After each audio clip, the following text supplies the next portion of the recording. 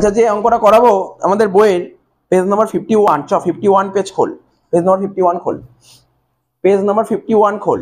খুলেছিস আমাদের বইয়ের page number 51 এর সাম নাম্বার 62? কি বললাম? পেজ নাম্বার 51 এর সাম নাম্বার 62, ঠিক আছে? খুলেছিস? পেজ 51 খুলেছিস, সাম নাম্বার 62। চ আরম্ভ করছি।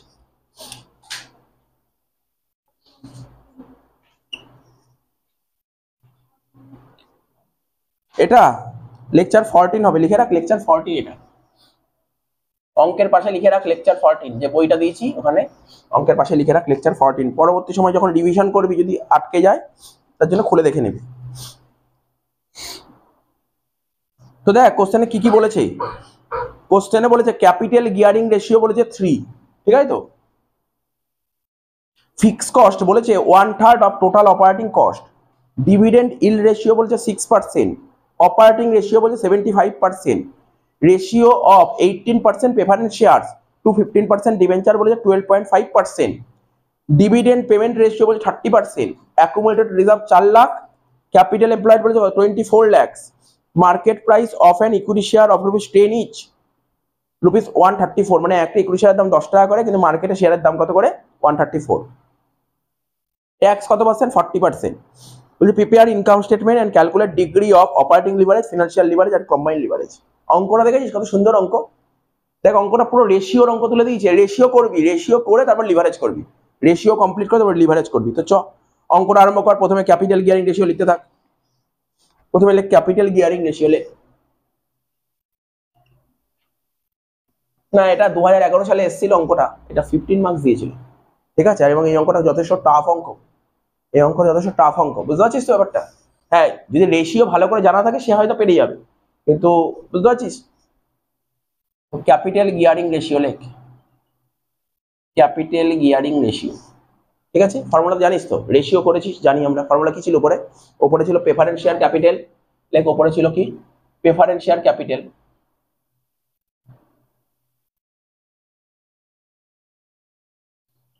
প্লাস ডিবেঞ্চার, তাই তো? ডিভাইডেড বাই কি হবে? ইকুইটি শেয়ার হোল্ডার ফান্ড, তাই তো? ডিভাইড বাই কি ছিল? Equity shareholder fund. লেখ divided by equity shareholder fund. আমাকে একটু বলবি ক্যাপিটাল গিয়ারিং রেশিও কত বলেছিল অঙ্কে? 3 equal to preference share capital plus debenture. এখানে লিখি কিছু বুঝতে পারছি না, পরে দেখবো। P plus D. আর ইকুইটি শেয়ার হোল্ডার ফান্ড বের করার formula equity share capital plus reserve, equity share capital plus reserve.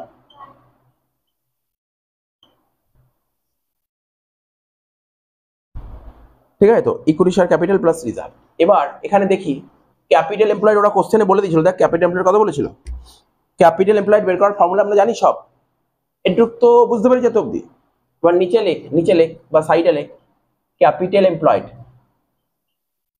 Capital employed বের করার ফর্মুলা কি বল দেখি? ক্যাপিটাল এমপ্লয়েড বের করার ফর্মুলা বলেছে কোন দিক থেকে? অ্যাসেট দিক থেকে না লাইবিলিটি দিক থেকে? তা এখানে অ্যাসেট দিক দিয়ে দেখে তো কোনো লাভ নেই, কারণ অ্যাসেটের তো কোনো আইটেম বলেইনি, তো লাইবিলিটি দিক দিয়ে দেখতে হবে। তাহলে কি বলবি? বলবি sir equity share capital plus preference share capital plus debenture, sorry plus reserve plus debenture. Capital employed অঙ্কে কত বলে দিয়েছিল? 24 lakhs, তাই তো? ক্যাপিটাল এমপ্লয়েড বলেছিল কত? ক্যাপিটাল এমপ্লয়েড বলেছিল 24 lakhs। তারপর ইকুইটি শেয়ার ক্যাপিটাল লিখবো যেমন ছিল। রিজার্ভ বলেছিল নাকি দেখতো অঙ্কে? রিজার্ভ বলে দিয়েছিল? রিজার্ভ কত টাকা বলেছিল বলতো? রিজার্ভ কোশ্চেনে রিজার্ভ বলে দিয়েছিল কত টাকা? রিজার্ভ বলেছিল 4 লাখ টাকা, দেখিস তো? রিজার্ভ 4 লাখ টাকা বলেছিল। তাহলে এখানে লিখ প্রেফারেন্স শেয়ার, ঠিক আছে তো, প্লাস রিজার্ভ 4 লাখ টাকা plus debenture.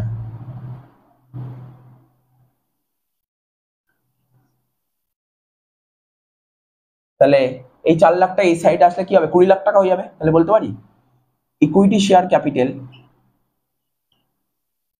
Plus preference share plus debenture equal to 20 lakh.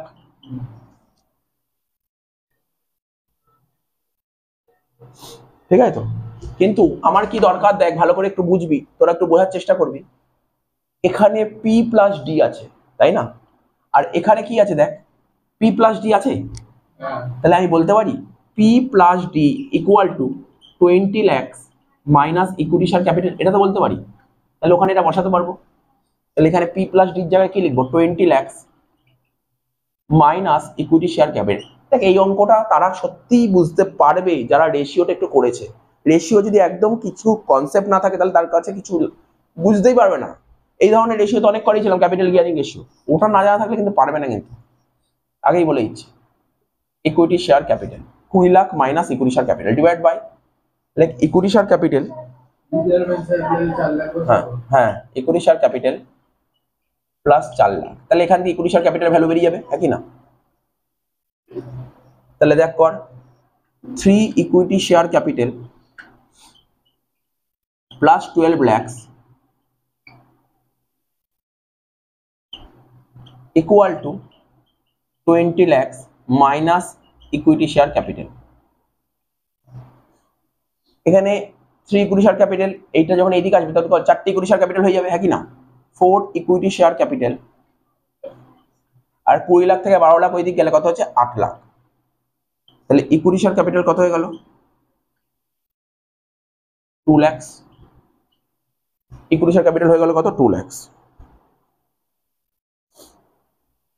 ঠিক আছে তো, ইকুইটি শেয়ার ক্যাপিটাল কত হয়ে গেল, 2 lakhs। এবার দেখ মোটামুটি হয়ে যাবে, ততদিন স্টেপ বাই স্টেপ ধরে ধরে করছি। এখন তুই আমাকে জিজ্ঞাসা করতে পারিস, স্যার আমাকে কি এই অঙ্কটা কি আমার পরীক্ষায় আসতে পারে, এটা তুই জিজ্ঞাসা করতে পারিস। লিভারেজে আসতে পারে, আমি বলছি অঙ্ক লিভারেজে দেবে না। কোথাকার জন্য করে রাখছি, রেশিওর জন্য ইম্পর্টেন্ট। রেশিওতে এরকম টাইপের থাকতে পারে, বুঝতে পারলি তো? এই ধরনের অঙ্ক রেশিওতে হতে পারে। তাহলে পি প্লাস ডি কি লিখবো, P plus D equal to 20 lakh minus equity share কত বেরিয়ে গেছে, 2 লাখ। তাহলে কত হলো, পি প্লাস ডি কত বেরোলো বল, পি প্লাস ডি 18 লাখ টাকা। এত বোঝা গেছে তো, পি প্লাস ডি কত বেরোলো, 18 লাখ টাকা। পি প্লাস ডি তোর বেরিয়ে গেল কত, 18 লাখ টাকা। বুঝছিস তো, তোকে পি প্লাস ডি 18 লাখ টাকা, বুঝতে পারছিস অঙ্কটা? টোকা হয়েছে তোদের সবার? দেখে নে, পি প্লাস ডি 18 লাখ টাকা। এবার পি প্লাস ডি তো বেরিয়ে গেল, এবার আমাকে কি বের করতে হবে, পি বের করতে হবে, আবার ডি বের করতে আলাদা করে। তাহলে কি করে, একটা রেশিও ছিল দেখ, পি আর ডি রেশিও বলেছিল, কত বলেছিল একটু কোথায় বলতো? হ্যাঁ, 8% preference share two 12%, 15% debenture equal 12.5, মানে পি বাই ডি, তাই তো বলতে পারি। পি বাই ডি কত বলেছিল, 12.5%। কি বল, কত বলেছিল বল, পি বাই ডি কত বলেছিল, 12.5% কে বলতে 0.125। তাহলে আমার খাটতে হলো না, না 0.125। তাহলে পি ইকুয়াল টু 0.125 ডি, হ্যাঁ কি না? পির ভ্যালু কত বলে, 0.125 ডি। এবার পির জায়গায় লিখে দেখেন 0.125 D plus D equal to 18 lakh টাকা। তাহলে ডি কত বেরোবে, 18 লাখ ডিভাইডেড বাই 1.125 কত হচ্ছে দেখ, ডি বেরিয়ে গেল। ডি কত বেরোলো বল, হ্যাঁ 16 লাখ বেরিয়ে গেল ডি। ডি বেরিয়ে গেল 16 লাখ। তাহলে পি কত বেরোবে, 0.125 ইন্টু 16 লাখ কত বেরোলো, 2 লাখ, তাই তো? এত অব্দি টুকানে।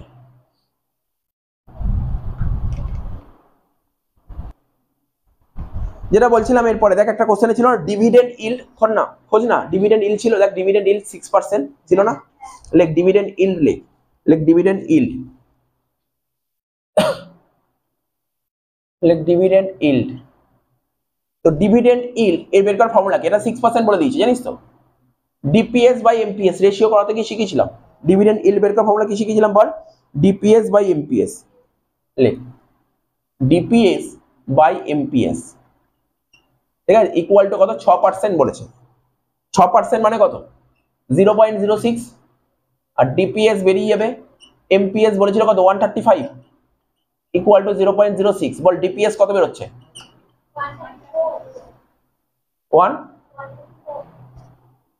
134 লেখা যায় তো।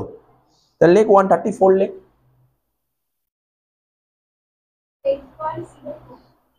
8. 0.04, ওটা না 135 কর কোশ্চেনে, তোরা 135 করে নে ওখানটায়, ওটাকে 135 করে দে, ঠিক আছে? ওটাই বেটার হবে। 8.10 এটা বেরোলো ডিপিএস। কি শুনলি? কি রে শুনলি তো? ডিপিএস কত বেরোলো বল? ডিপিএস কত বেরোলো? 8.1। ক্লিয়ার? এবার লেখ, তারপরে কি লেখা ছিল পর, কোশ্চেন পর, ডিভিডেন্ড পেমেন্ট রেশিও বলে কিছু লেখা ছিল, লেখ ডিভিডেন্ড পেমেন্ট রেশিও, লেখ ডিভিডেন্ড পেমেন্ট রেশিও কত পার্সেন্ট বলেছে? তোরা কেউ কি বলতে পারবি ডিভিডেন্ড পেমেন্ট রেশিওর ফর্মুলা কি হতে পারে? মাথা খাটা না, কমন সেন্স খাটা। ডিভিডেন্ড, আমরা ডিভিডেন্ড কিসের উপর পেমেন্ট করি জানিস? ডিভিডেন্ড কোম্পানি কখন পেমেন্ট করে? কোম্পানি যদি প্রফিট হয় তাহলে ডিভিডেন্ড পেমেন্ট করবে। তাহলে ডিভিডেন্ড পেমেন্ট করা কিসের উপর? আর্নিং এর উপর। কিসের উপর পেমেন্ট করা ডিভিডেন্ড? আর্নিং এর উপর। আর্নিং না হলে ডিভিডেন্ড হবে না, আর্নিং এর উপরই ডিভিডেন্ড হবে। আমরা এখন ডিভিডেন্ড ডিসিশন বলে একটা চ্যাপ্টার, ডিভিডেন্ড পলিসি বলে চ্যাপ্টার আছে, ওখানে শিখবো ডিভিডেন্ড কিসের উপর দেওয়া হয়, আর্নিং এর উপর। আর্নিং হলে ডিভিডেন্ড দেবে, আর্নিং না হলে ডিভিডেন্ড দেবে না, তাই তো? তাহলে লেখ ফর্মুলা, লেখ ডিভিডেন্ড পেমেন্ট রেশিও বের করার ফর্মুলাটা কি? দেখ লিখছি, ডিপিএস বাই ইপিএস। কি লিখলাম? DPS by EPS. কত হয়? 30% মানে 0.3। ডিপিএস কত? 8.10, ঠিক আছে? 8.10 divide by EPS equal to 0.3 করে দেখ কত বেরোচ্ছে। ইপিএস, ইপিএস বেরোচ্ছে 27। ইপিএস বেরোলো কত বল? 27।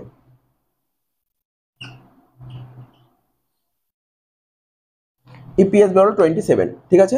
এবার কি করব? মোটামুটি কাজ কমপ্লিট হলো। এবার দেখ অঙ্ক শেষ মোটামুটি। এবার দেখ কি লিখবো এখানে? সেলস। ওই ইনকাম স্টেটমেন্ট সাজাবো, সেলস। এর থেকে মাইনাস করব কি? ভেরিয়েবল কস্ট হবে কি? কন্ট্রিবিউশন। মাইনাস করব কি বল? ফিক্স কস্ট হবে কি? ইবিআইটি। বুঝতে পারছিস তো?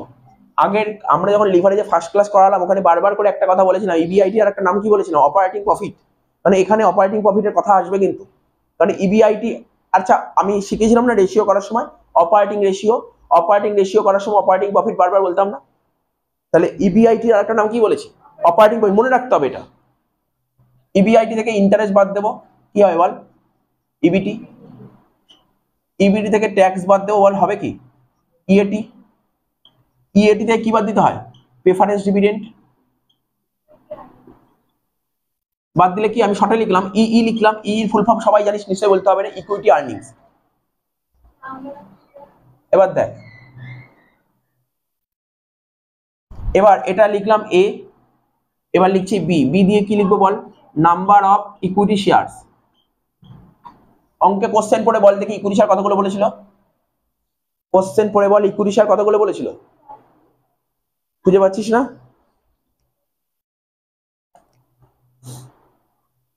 বলেছিল কিছু? ইকুইটি শেয়ার কতগুলো বলেছিল দেখ এখানে, দাঁড়া। আরে এখানে দেখে বুঝতে হবে না, কোশ্চেন দেখছিস কেন? আমরা ইকুইটি শেয়ার ক্যাপিটাল তো অলরেডি বের করেছি। ইকুইটি শেয়ার ক্যাপিটাল কত বের করলাম? 2 লাখ টাকা। একটা শেয়ারের দাম কত করে? 10 টাকা করে। তাহলে কতগুলো শেয়ার ছিল? 20,000টা শেয়ার। ও বললো, আগেই বললো 20,000টা শেয়ার, ঠিক আছে? তো ভাগ করলে কি হবে? ইপিএস। এটা দিয়ে এটা ভাগ করলে কি হয় বল? EPS. EPS earning per share, তাই তো? আর ইপিএস কত বের করিস তুই বল? 27 টাকা। কমন এনে জানিস, এমনি অনেকেই বলে দিতে পারবি, তবু আমি বলছি, আমরা এখানে যে ভ্যালুটা বেরোতো এটা দিয়ে এটা ভাগ করে এটা বেরোতো। তাহলে সবাই দেখ বোর্ডের দিকে দেখে, বুঝতে পারছিস তো কি বললাম? এটা দিয়ে এটা ভাগ করে 27 বেরোতো। তাহলে এখন যদি আমি ব্যাক ক্যালকুলেশন করি তাহলে এটার সঙ্গে এটা কি করবো? গুণ করবো। ভাগের উল্টো কি হয়? গুণ হয়। যোগের উল্টো বিয়োগ, বিয়োগের উল্টো যোগ। তাহলে ভাগের উল্টো কি হবে? গুণ হবে। এদের গুণ করলে কত হবে বললো? 5,40,000। তো বল অঙ্কটা ভালো অঙ্ক ছিল না? খুব সুন্দর অঙ্ক ছিল না? কি অঙ্কটা কিন্তু যথেষ্ট সুন্দর অঙ্ক ছিল, ঠিক আছে তো? 5,40,000 পরীক্ষার হলের জন্য আর কি, প্রথমবার যাদের জন্য এসছে তাদের জন্য যথেষ্ট খারাপ ছিল, তাই না? 5,40,000 হয়ে গেল। এবার দেখ এত অব্দি ক্লিয়ার হয়েছে তো? প্রেফারেন্স শেয়ার কত বেরিয়েছিল বল দেখি সোম? কত বেরিয়েছিল? প্রেফারেন্স শেয়ার 2 লাখ বেরিয়েছিল, তাই তো? প্রেফারেন্স শেয়ার 2 লাখ বেরিয়েছিল। দেখ কোশ্চেনে দেখ বলেছিল, কোশ্চেনে বলেছিল কত পার্সেন্ট ডিভিডেন্ড, দেখ বলে দিয়েছিল, ভালো করে পড়। 18% প্রেফারেন্স শেয়ার। কোশ্চেনে বলেছিল দেখ 18% প্রেফারেন্স শেয়ার। তাহলে 2 লাখ টাকা যদি প্রেফারেন্স শেয়ার হয় তাহলে 18% কত হবে? 36,000 টাকা। তাহলে এখানে দেখি দে 2 লাখ টাকার 18% কত হচ্ছে 36,000 টাকা। আমি বারবার বলছি এটা কিন্তু লিভারেজ চ্যাপ্টারের জন্য ইম্পর্টেন্ট নয়, রেশিও অ্যানালিসিসের জন্য ইম্পর্টেন্ট। রেশিও হিসাবে এটা করে রাখতে পারিস, ভালো অঙ্ক, রেশিও হিসাবে করে রাখতে পারিস। তাহলে বল, বুঝতে পারছি ইএটি কত বেরোবে? 5,76,000। ব্যাক ক্যালকুলেশন করছি হতো। অঙ্কের ট্যাক্স কত পার্সেন্ট বলেছিল?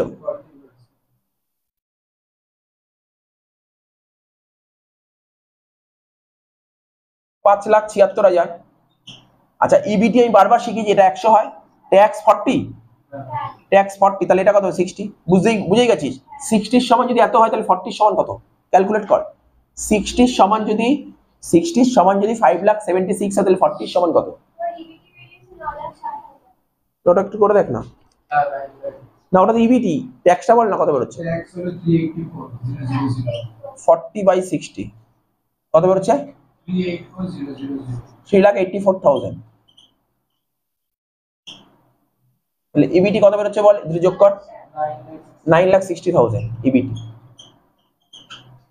তাহলে দেখতে পাচ্ছি না অঙ্কটা কিন্তু যে স্টেপ বাই স্টেপ ধরে ধরে যত করবি কোনো কঠিন লাগবে না, কিন্তু কোনো কঠিন লাগছে না। আমি কিন্তু বারবার বলছি রেশিওর জন্য অঙ্কটা যথেষ্ট ইম্পর্টেন্ট, রেশিও অ্যানালিসিস চ্যাপ্টারের জন্য ইম্পর্টেন্ট। ঠিক আছে তো? আমি কিন্তু বারবার বলছি লিভারেজে কিন্তু এই অঙ্ক দেবে না, এত বড় অঙ্ক দেবে না, রেশিওর জন্য দিতে পারি কিন্তু এরকম টাইপের অঙ্ক। হয়তো এই অঙ্ক দিল না, বাট এই ধরনটা দিতে পারে, ধরনটা দেখে নে, প্র্যাকটিসটা করে নিলাম।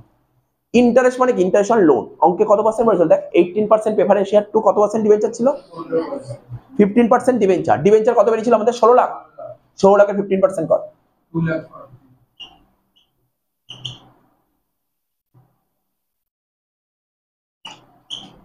2,40,000। তাহলে ইবিআইটি কত বেরোচ্ছে বল? 12 লাখ টাকা। এত অবধি আগে দেখে নে, বলছি। আচ্ছা দেখ, এত অবধি হলো তো, এবার আমাকে এইটুক বের করতে হবে। ব্যাস। কি বলেছিল দেখ, আমরা যে অঙ্ক করলাম কোন কোন রেশিও হাত দিইনি এখনো পর্যন্ত? কি কি হাত দিইনি? ওটা তো পরে, অপারেটিং রেশিওটা হাত দিইনি। দেখ ওটা আগে বল, অপারেটিং রেশিও 75%। এটা তো জানিস অপারেটিং রেশিও তোর করেছিস তো, বল। রেশিও চ্যাপ্টার করেছিস তো অপারেটিং রেশিও, বলতে পারবি অপারেটিং রেশিও বের করার ফর্মুলা? বল দেখি অপারেটিং রেশিও বের করার ফর্মুলা কি ছিল? Operating cost by sale into 100।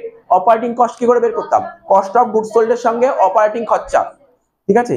Cost of goods sold এর সঙ্গে অপারেটিং খরচা যোগ করব। দেখ আমি লিখছি। এখন যে কথাটা বললাম আমি আরেকবার বলি, তাহলে তুই বুঝতে পারবি। কারণ আমি কি বললাম, অপারেটিং রেশিও বের করার ফর্মুলা কি বললাম? Operating cost by sale into 100। Sale তো নাই, ঠিক আছে, লাগবে। অপারেটিং কস্ট বের করার ফর্মুলা কি? Operating expenses plus cost of goods sold. তাই তো? এই অঙ্কে না কিছু খুঁজে পাচ্ছিস না, দেখ ভালো করে দেখ, এই অঙ্কে কিছু খুঁজে পাওয়া যাচ্ছে না। হ্যাঁ, ইবিআইটি আছে, ওটা অপারেটিং প্রফিট, তো ওটা তো অপারেটিং প্রফিট। তোকে দেখ আমি কি বলছি, লেখ প্রথমে, লেখ অপারেটিং রেশিও, লেখ অপারেটিং রেশিও লিখবি। হ্যাঁ, অপারেটিং রেশিও কত বলেছে বল? 75%, তাই তো? Operating ratio 75%। বোর্ডের দিকে তাকিয়ে বল, তোরা তো রেশিও করেছিস, এটা 12 এর কোশ্চেন জিজ্ঞাসা করছি। অপারেটিং রেশিও যদি 75% হয় তাহলে অপারেটিং প্রফিট কত? 25। অপারেটিং রেশিওর সঙ্গে অপারেটিং প্রফিট যোগ করলে 100 হয়। অপারেটিং রেশিওর সঙ্গে অপারেটিং প্রফিট যোগ করলে 100 হয়। তাহলে অপারেটিং রেশিও যদি 75 হয় তাহলে অপারেটিং প্রফিট কত? 25। ঠিক আছে তো? তুই ভাব কত ইজি হয়ে গেল। এবার কতটা ইজি হয়ে গেল, আমি অত ভাববো কেন, ইজি হয়ে গেল না? দেখ, তাহলে অপারেটিং প্রফিট যদি 25 হয় আর অপারেটিং প্রফিট তো বলেছি 12 লাখ টাকা, তাহলে এখানে তো সেল বেরিয়ে যাবে। লেখ operating profit equal to 25%। Operating profit 25%। এবার অপারেটিং প্রফিট রেশিও বের করার ফর্মুলা লিখছি। Operating profit ratio equal to operating profit by sales into 100। তাহলে এটা কত হবে? 25 ইন্টু 100, এদিকে আসলে বাই 100। অপারেটিং প্রফিট এই যে এটা হচ্ছে অপারেটিং প্রফিট 12 লাখ টাকা। তাহলে সেল বেরিয়ে গেল।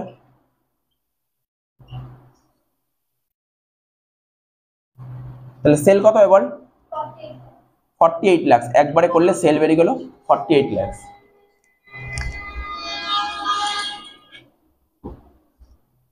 সেলস বেরিয়ে গেল কত? 48 লাখ। ঠিক আছে তো? এটা 12 লাখ। ভালো করে শোন, সেল বেরোলো 48 আর প্রফিট হচ্ছে 12। তার মানে খরচা কত? ভাব, চিন্তা ভাবনা কর। 48 টাকা সেল, 12 টাকা প্রফিট, তাহলে কস্ট কত? 36। কস্ট কত? 36। এই কস্ট বলতে কোনটা, ভিসি আর এফসি দুটো মিলে 36 হচ্ছে। ওরা কি বলেছে কোশ্চেন পর কি জানতে কি বলেছে ওরা, বলছে ফিক্সড কস্ট হচ্ছে টোটাল অপারেটিং খরচার 1/3, টোটাল অপারেটিং খরচার 1/3, টোটাল অপারেটিং খরচা কত 36 লাখ, 36 লাখের 1/3 করলে কত হয় 12 লাখ টাকা। তাহলে ফিক্সড কস্ট কত হলো বল, ফিক্সড কস্ট হচ্ছে তোর 12 লাখ টাকা, বুঝতে পেরেছিস তো, ফিক্সড কস্ট 12 লাখ টাকা, তাই এটা 24 লাখ হবে, বোঝাই যাচ্ছে।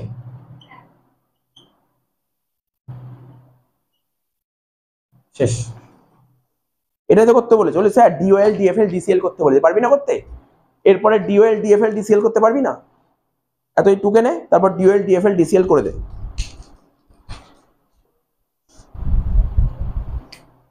লেখ ডিওএল খবর নাকি কন্ট্রিবিউশন বাই ইবিআইটি, তাহলে কন্ট্রিবিউশন কত বেরিয়েছে আমাদের 24 লাখ, তাই তো, আর ইবিআইটি 12 লাখ, তাহলে 2 বেরোচ্ছে।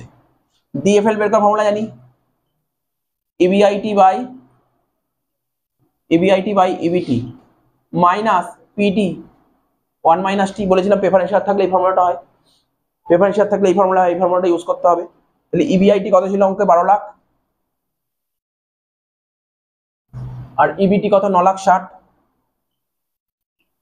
পিডি কত প্রেফারেন্স ডিভিডেন্ড 36,000 টাকা, 1 মাইনাস টি, টি মানে ট্যাক্স, ট্যাক্স কত পার্সেন্ট ছিল বল, ট্যাক্স 40%, 0.4, তাহলে কত হচ্ছে দেখ, এটা 12 লাখ টাকা ডিভাইডেড বাই, এটা তো 9 লাখ 60 হচ্ছে, ক্যালকুলেটর নে 36,000 বাই 0.6 কর দেখি, 36,000 বাই 0.6 কর কত 60,000, তাহলে করে ফেল, 12 লাখ ডিভাইড বাই 9 লাখ কত হচ্ছে 12/9 মানে 4/3 মানে কত হচ্ছে 1.3, আচ্ছা হয়ে গেল। Last DCL, DOL into DFL, DOL into DFL, DOL কত 2, ডিএফএল কত 1.33, কত হচ্ছে 2.66, শেষ, অঙ্ক শেষ হয়ে গেল।